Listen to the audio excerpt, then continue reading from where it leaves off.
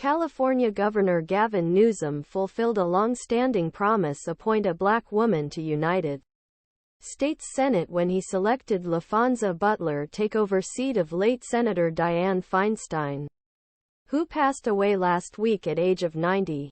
The decision was largely political in nature. Newsom, the top surrogate for President Joe Biden's re-election campaign. Newsom likely wants to position himself the 2028 Democratic presidential primary or, as I have written before in these pages, to enter Biden's potential 2024 run. Delayed decision not to run due to age, mental state or other factors.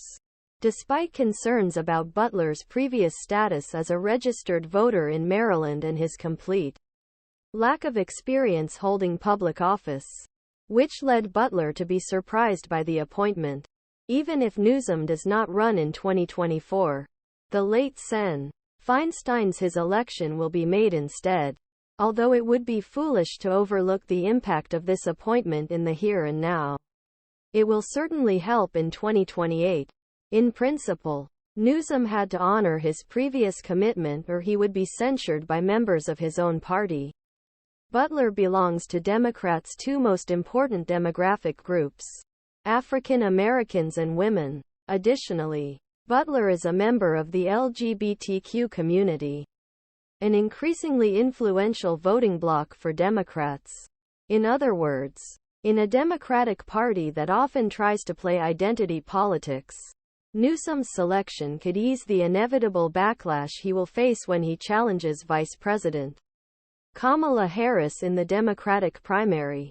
Indeed, Butler is helping to secure Newsom's position on many key policy fronts.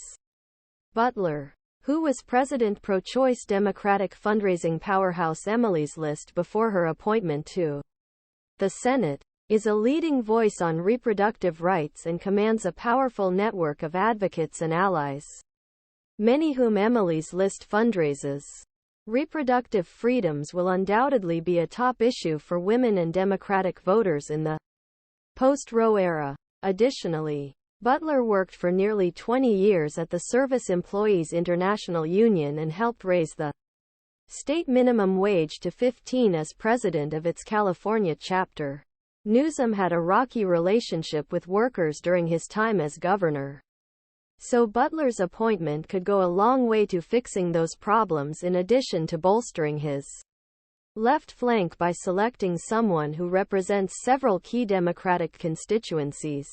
Newsom's appointment of Butler is also pragmatic and politically tactical. Any candidate seeking the Democratic nomination in 2028 will need to establish broad support among African Americans, women, and unions. The governor will have to maneuver around California Vice President Kamala Harris if she wants to become the Democratic nominee, either in 2028 or as Democrats' emergency option in 2024.